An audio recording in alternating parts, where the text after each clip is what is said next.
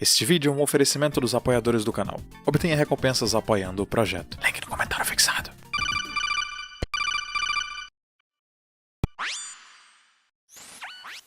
Code Hack, o informante estava certo. Iniciar a fase 3 da Operação Pavão.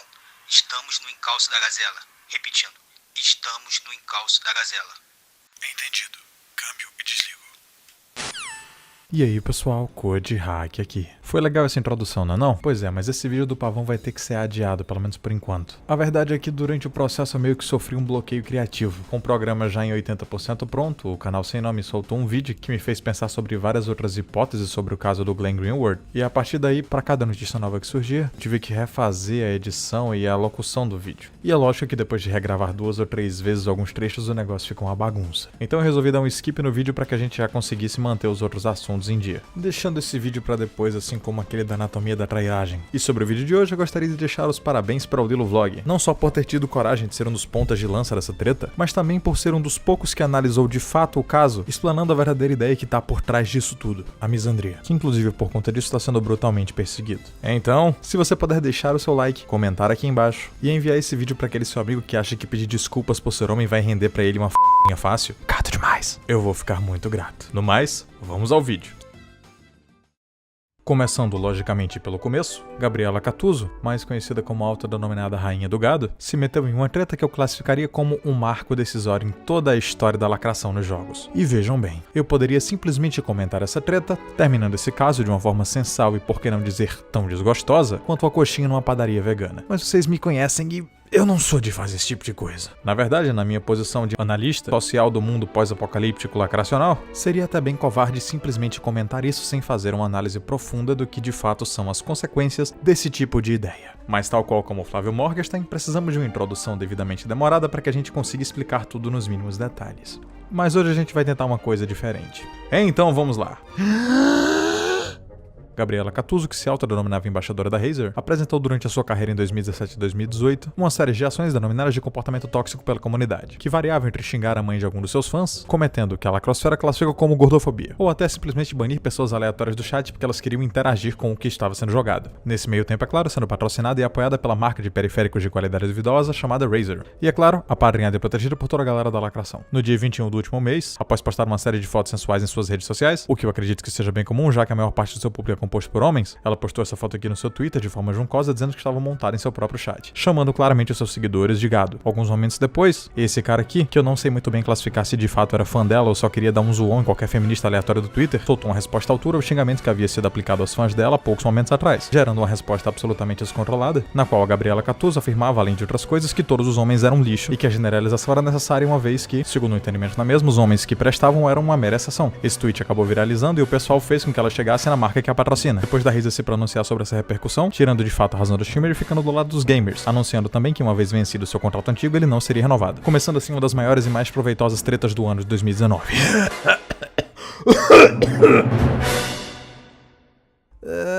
Vamos explicar agora como se eu não tivesse cheirado uma garrafa inteira de café. Essa menina aqui, que já vinha tendo um comportamento tóxico há um bom tempo, e que também se dizia embaixadora da Razer. E que se dizia embaixadora da Razer, mesmo que a mesma não concordasse com isso, reagiu de forma não esperada a um cara que respondeu uma ofensa direcionada aos próprios fãs dela no último dia 21/6. E o negócio acabou repercutindo de uma forma absurda. Não pelo fato de algum streamer estar reclamando da vida ou coisa assim, até porque ninguém liga pra isso, mas sim pelas ideias que transbordaram o discurso naquele dia. Já que, infelizmente, hoje é absolutamente comum a ideia de pregar ódio livre e gratuito contra os homens. Mas o que foi de fato o estopim de tudo isso? Segundo podemos ver na resposta ao tweet, foi a simples generalização, mas o caso é que essa questão vai muito além disso. Uma vez que analisando com um pouco mais de atenção, conseguimos enxergar toda uma estrutura de passação de pano para esse tipo de atitude, vindo da gadosfera que sempre tá gastando dinheiro da sua mesada ou mesmo do seu suado salário para sustentar streamers que basicamente não tem carisma nenhum, mas, bem, elas são bonitas. Ou mesmo daquele famosinho que tá um pouco apagado e tá precisando lacrar um pouquinho para conseguir voltar pra mídia. Eu chamo isso de imposto lacrático, inclusive, já que você literalmente tem que passar por um pedágio ideológico para que a grande mídia lacradora volte a mencionar você como um ser humano que merece algum respeito, e não como um desses nazifascistas da extrema-direita que agem por essas coisas bobas como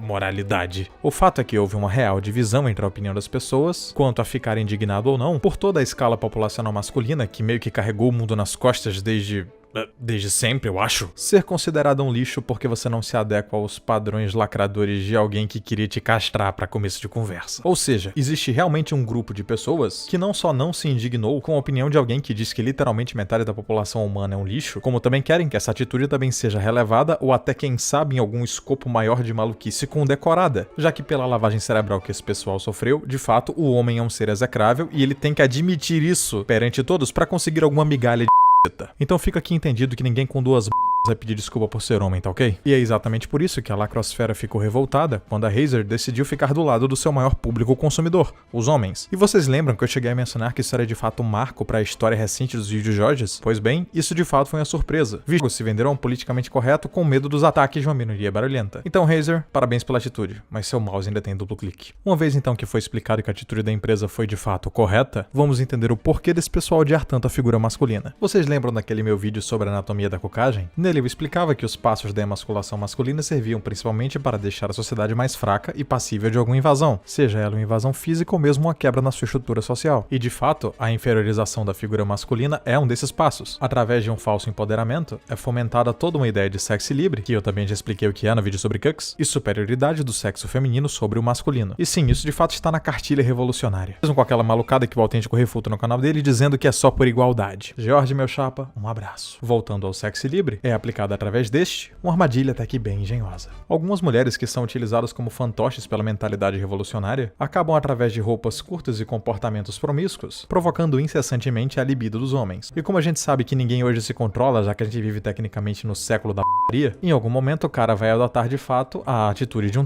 e isso junto à hipergamia dessa vai gerar uma reação extremamente inversa ao que se espera, já que pela própria biologia da hipergamia, essas moças irão exibir seus corpos achando que somente os homens que vão passar pelo seu crivo de qualidade investirão nelas, quando na verdade isso causaria um efeito muito mais pluralizado. E de alguma forma esse pessoal que é deficitário mentalmente confunde isso com assédio, e não somente como uma reação biológica perfeitamente esperável de alguém que tem 30 vezes mais testosterona no organismo. E é justamente daí que vem a necessidade da transcendência e de suprimir os instintos animais, pra gente não cair nesse tipo de armadilha capirotesca. Então é bem fácil falar que você é assediado o tempo todo, sendo que para essas pessoas a diferença entre um e um homem de atitude é basicamente a beleza do sujeito. Ou seja, insinuações com sexualidade exacerbada renderão respostas com sexualidade exacerbada. E quanto às reclamações de tratamento diferenciado quando se joga online, bem, tem muito mais pessoal betando para essas mulheres do que disseminando ódio. E na verdade, o que essas pessoas chamam de ódio é nada mais nada menos do que o tratamento padrão que os homens de fato fazem uns com os outros. E muito embora nós tenhamos toda essa argumentação lógica para apresentar e de fato provar que o ponto deles está abissalmente errado, ainda assim todos aqueles anos de lavagem cerebral são o bastante até o ponto em que a mentalidade humana passa a rastejar e começa a dar razão ao Felipe Neto, que inclusive é um belo exemplo de homem castrado. Talvez não por uma feminista, mas sim por um chumaço de dinheiro. E sim, eu sei que muita gente utilizou como argumentação nas tags que foram levantadas depois dessa treta toda, que a questão não seria uma espécie de comportamento promíscuo vindo dos homens, e sim uma justificação do ódio por uma série de crimes hediondos que se aplicam a uma pequena parcela de homens e mulheres, reproduzindo mais uma vez aquele argumento de que todo homem é um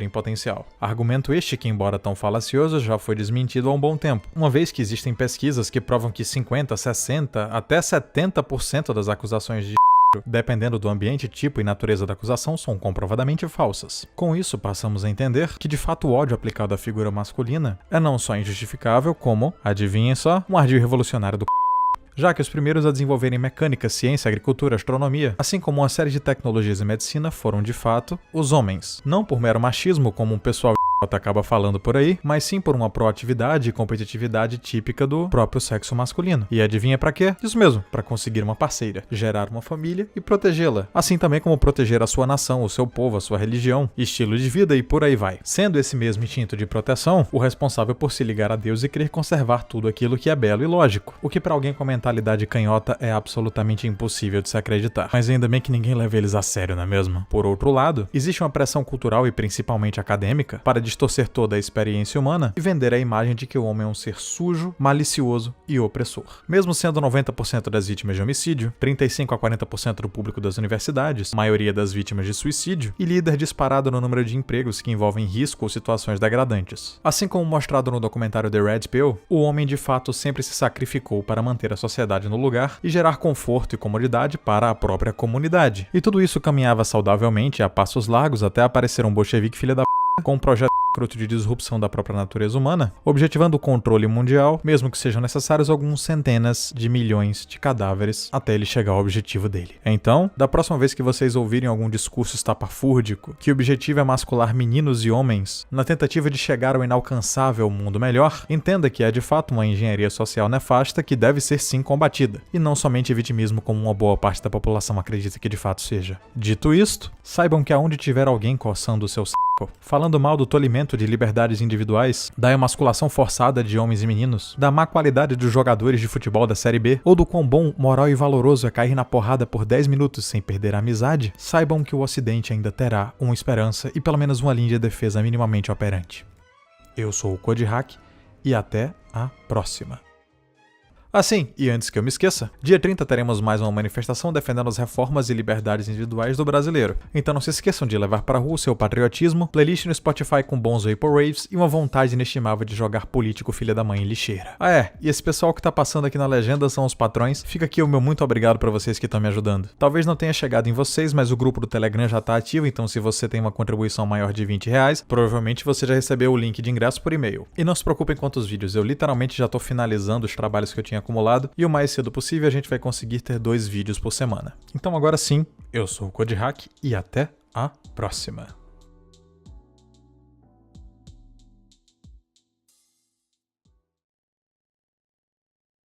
O casal de vereadores, que por acaso um deles também é deputado federal, e pelo amor de Deus, eu não quero ter de explicar de novo que é a piada do vereador. Vereador é